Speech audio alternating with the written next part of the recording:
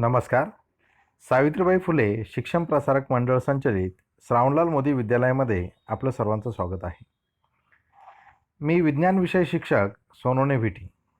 आज आपण इयत्ता 10वी मधील विज्ञान भाग 1 या भागातील चॅप्टर नंबर 1 ग्रॅव्हिटेशन या पाठातील काही मुद्द्यांचा आपण आज अभ्यास करणार आहोत.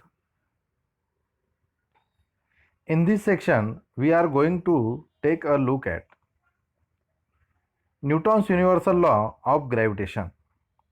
न्यूटनचा वैश्विक गुरुत्वाकर्षणाचा सिद्धांत हे आपण आज या पाठामध्ये बघणार आहोत. त्याचबरोबर acceleration due to the gravitational of the earth, पृथ्वीचे गुरुत्वीय त्वरण हे सुद्धा आपण आज या पाठामध्ये अभ्यासणार आहोत. Newton's universal law of gravitation. All the above consideration, including Kepler's law, led Newton to formulate his theory of universal gravity. According to this theory, every object in the universe attracts every other object with a defined force.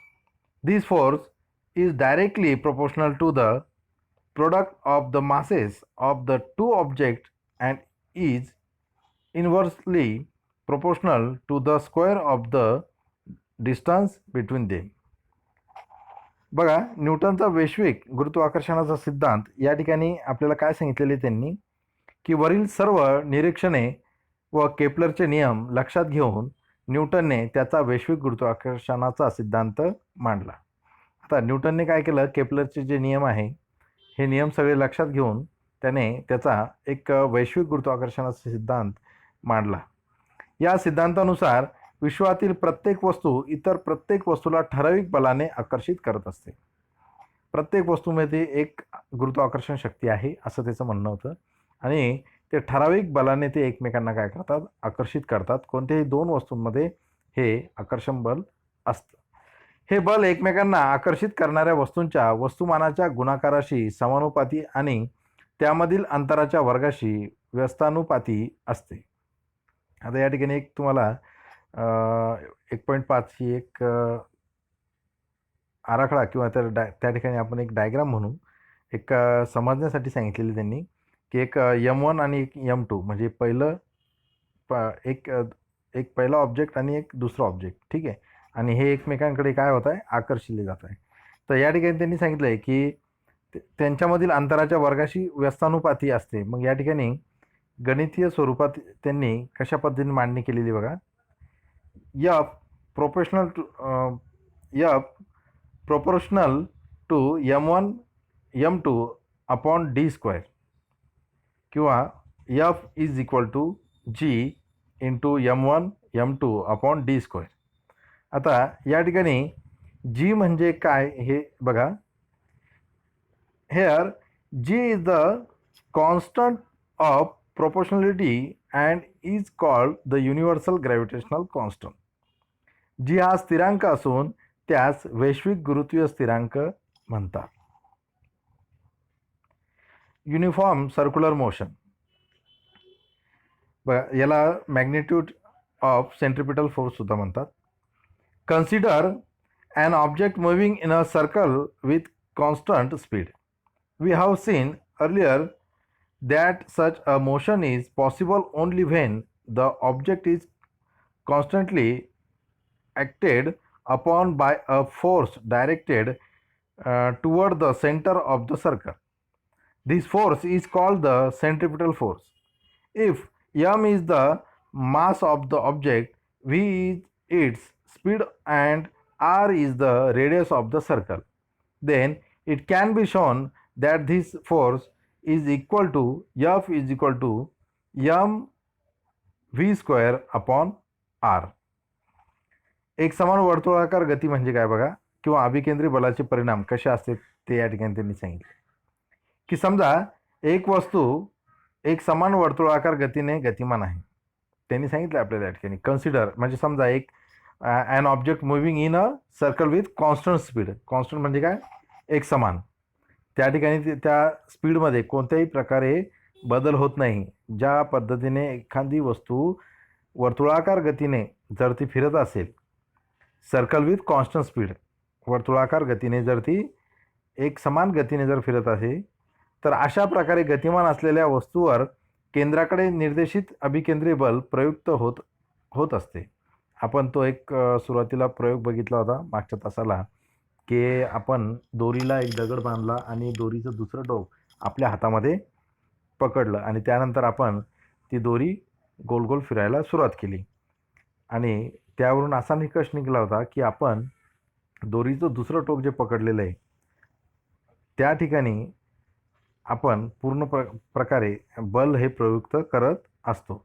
म्हणजे ज्या वेळेस आपण दगड गोल गोल फिरवतो त्या दोरीच्या साहाय्याने, त्यावेळेस त्याचा जो केंद्रबिंदू असतो त्या ठिकाणी आपण काय करतो, दगडाला खेचण्याचं किंवा बल त्या ठिकाणी बल प्रयुक्त करतो. या वस्तूचे वस्तुमान यम ने तिच्या कक्षेची त्रिज्या आर ने व तिची चाल म्हणजे या ठिकाणी स्पीड ही व्हीने दर्शवली तर या बलाचे परिमाण बघा काय मिळतं आपल्याला, m V square upon r, म्हणजे F is equal to M V square upon r एवढे असते. हे गणिती क्रियेद्वारे दाखवता येते. या ठिकाणी आता V is equal to distance travel upon time taken, म्हणजे जेवढं अंतर कापलं छेद लागलेला त्याला वेळ, is equal to 2πr upon T. F is equal to M V square upon R is equal to M in bracket 2πr upon T bracket square upon R is equal to 4m square R upon T square multiplying and dividing by R square we get. या ठिकाणी R वर्गाने गुणाकार व भागल्यास आपल्याला या ठिकाणी हे मिळते. F is equal to 4m pi square upon R square into in bracket r cube upon T square according to Kepler's third law. त्याच्या केपलरच्या तिसऱ्या नियमाप्रमाणे या ठिकाणी आपण हे बघू, t square upon r cube is equal to k. म्हणजे या ठिकाणी के म्हणजे काय, स्थिरांक असतो. F is equal to 4m pi square upon R square K, but 4m pi square upon K is equal to constant. ठीक आहे, म्हणून देअरफॉर त्या ठिकाणी सांगितलं त्यांनी की F is equal to constant into 1 upon R square, therefore F is proportional to 1 upon R square. हे आपण गणितीय याच्यानुसार या ठिकाणी आपल्याला त्यांनी दाखवलेलं आहे. Thus, Newton's concluded that the centripetal force, which is the force acting on the planet and is responsible for its circular motion, must be inversely proportional to the square of the distance between the planet and the sun. Newton's identified this force with the force of gravity and hence postulated the inverse square law of gravitation. The gravitational force is much weaker than other force in nature, but it controls the universe and decides its future. This is possible because of the Hawk masses of planet, stars and other constituent of the universe. म्हणजे सूर्य व ग्रह यामधील अभिकेंद्रीय बल जे ग्रहाच्या परिभ्रमणास कारणीभूत असते ते त्यांच्यामधील अंतराच्या वर्गाच्या व्यस्त प्रमाणात असते. हे गुरुत्वीय बल असून ते अंतराच्या वर्गाच्या व्यस्त प्रमाणात असते असा न्यूटनने निष्कर्ष काढला. आता न्यूटनने काय केलं होतं, केपलरचे जे लॉ आहे त्या केपलरच्या लॉवरती अभ्यास करून त्याने त्याचे स्वतःचे या ठिकाणी निष्कर्ष या ठिकाणी काढायला सुरुवात केली. गुरुत्वाकर्षणाचे बल हे निसर्गातील इतर बलांच्या तुलनेत अत्यंत क्षीण असते, परंतु ते संपूर्ण विश्वाचे नियंत्रण करते व विश्वाचे भवितव्य निश्चित करते. ग्रह, तारे व विश्वातील इतर घटक यांच्या प्रचंड वस्तुमानामुळे हे शक्य होते. ही एक तुम्हाला जनरल माहिती होती. ठीक आहे. अर्थ gravitational force. Will the velocity of stone through vertically upward remain constant or will it change? with time? How will it change? Why doesn't the stone move up all the time? Why does it fall down after reaching a certain height? What does its maximum height depend on? The earth attracts every object near it toward itself because of the gravitational force.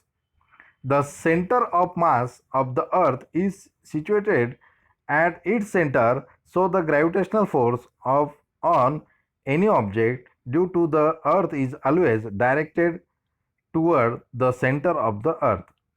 Because of this force, an object falls vertically downward on the earth.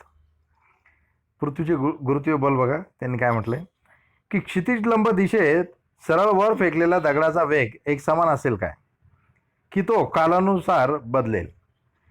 कशा प्रकारे बदलेल? तो दगड सतत वर का जात नाही? थोड्या उंचीवर जाऊन तो परत खाली का पडतो? त्याची कमाल उंची कशावर अवलंबून असते? बघा या ठिकाणी त्यांनी काही प्रश्न विचारले त्यांनी सांगितलं की will it change with time. कशाचा? त्यांनी सांगितलं की आपण एक थ्रो केला, एक स्टोन जर थ्रो केला वर्टिकली, म्हणजे वरती जर आपण एक स्टोन जर फेकला तर त्या ठिकाणी काही प्रश्न तयार होतात. How will it change? त्याचा त्या ठिकाणी काही बदल त्याच्यामध्ये होतो का?